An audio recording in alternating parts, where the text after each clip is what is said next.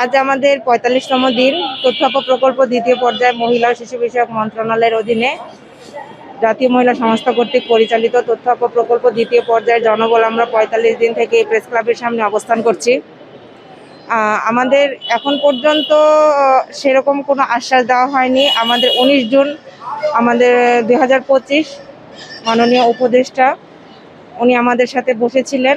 বসে আসলে আলোচনা করতে বসেননি, উনি ওনার সিদ্ধান্ত আমাদের উপর চাপিয়ে দিয়েছেন। উনি বলেছেন যে ১ বছর আমাদের মেয়াদ বাড়ানো হবে। এই ১ বছরের মধ্যে আসলে আমাদের এই প্রজেক্ট ক্লোজ করা হবে এবং নতুন একটা প্রকল্প নিয়ে আসা হবে, সেটা হচ্ছে তৃতীয় পর্যায়, এবং সেটা আউটসোর্সিংয়ে নিয়ে আসা হবে। এটাই ওনার সিদ্ধান্ত, উনি চাপিয়ে দিয়েছেন। কিন্তু আমরা এই সিদ্ধান্ত মানি না। আমরা আসলে এটার আমাদের যে ডিপিপিতে উল্লেখ ছিল, আমাদের প্রকল্পের মেয়াদ শেষে প্রকল্পের জনবলকে জাতীয় মহিলা সংস্থা বা মহিলা ও শিশু বিষয়ক মন্ত্রণালয় পদ সৃজন করে তাদেরকে রাজস্ব খাতে স্থানান্তর করবে। আমরা সেটাই চাই, এছাড়া আমরা এখান থেকে যাব না।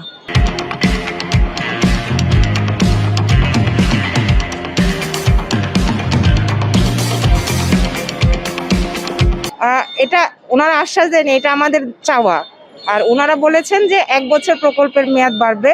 এই ১ বছরের মধ্যে এই দ্বিতীয় পর্যায়ে প্রকল্প সমাপ্তি ঘোষণা করা হবে এবং ওনারা এই প্রকল্পই আবার তৃতীয় পর্যায়ে নিয়ে আসার চিন্তা করছে, সেটা আউটসোর্সিংয়ে, যেটা আমরা চাই না এবং এটা সম্পূর্ণ অযৌক্তিক। যদি প্রকল্প আনতেই হয় তাহলে এই প্রকল্পই কেন দীর্ঘমেয়াদী করছে না, বা এটাকে কেন রাজস্বকরণ করা হচ্ছে না, কেন আউটসোর্সিংয়ে নিয়ে আসতে হবে? যতদিন আমাদের দাবি না মানা হয় ততদিন আমরা এখানে অবস্থান করব। আমরা ১৯ জুন ২০২৫ আমাদের উপদেষ্টা মহোদয়ের সাথে বসেছিলাম, সেটা আপনারা জানেন, খেয়াল করেছিলেন।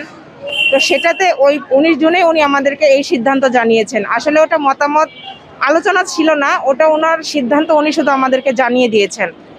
আমাদের সাথে কোনো রকম আলোচনা করেননি, আমাদের কথা উনি জানতে চেষ্টা করেননি, শোনার চেষ্টা করেননি, উনি শুধু ওনার সিদ্ধান্ত জানিয়েছেন।